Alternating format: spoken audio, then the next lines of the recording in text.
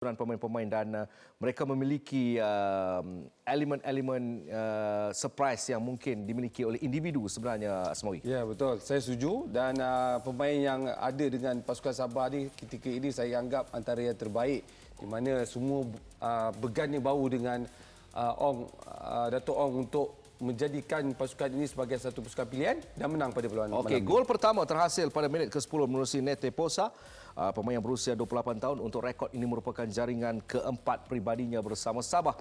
Dan selepas itu berselang 8 minit tiba giliran Taiki Kagayama untuk mengukuhkan kedudukan pasukan Sabah di laman sendiri.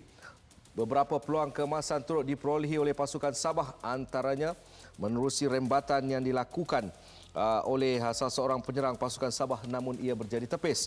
Kemudiannya, Badro Bakhtiar dan juga rakan-rakan terus menguji gawang yang dikawal oleh Zarif Irfan yang menyaksikan barisan pertahanan berada dalam keadaan kelang kabut, dan Badro Bakhtiar terlepas peluang pada minit ke-56 apabila sepakan penaltinya berjaya ataupun keluar daripada kawasan penting untuk menghasilkan jaringan.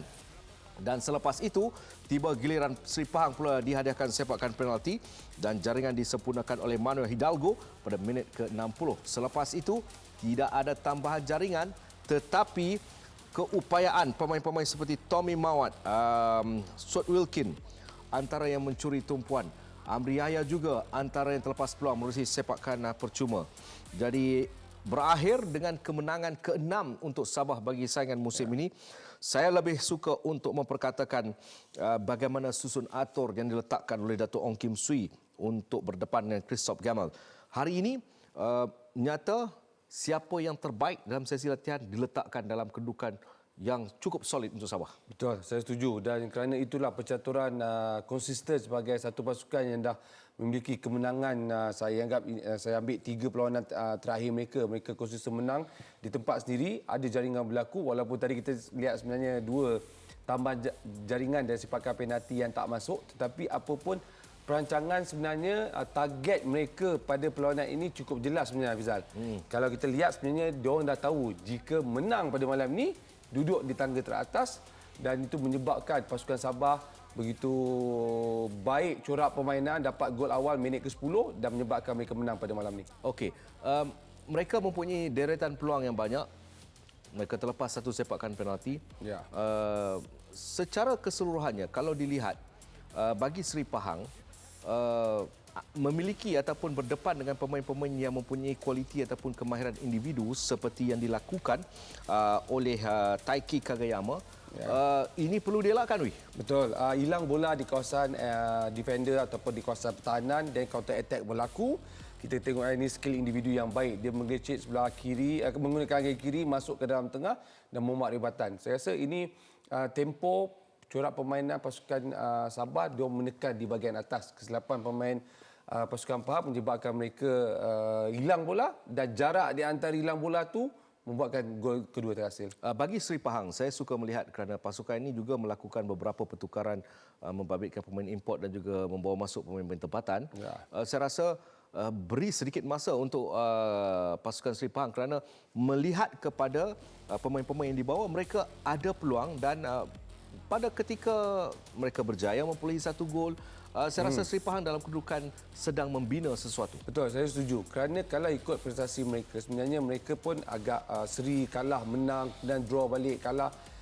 Masih mencari rentak, masih mencari kekuatan individu pemain. Kita tak nafikan kelibat Hidalgo saja yang mungkin ketika ini menyelah, dan kurangnya pemain yang dibawa masuk ni masih lagi mencari rentak. Tapi saya tertarik pemain muda, Syahir, Saipul, Baikudin, Mio, Dani, itu semua pemain-pemain yang akan buat kerja, akan menjadi kalau diberi lagi masa konsisten bermain dalam kesebelasan.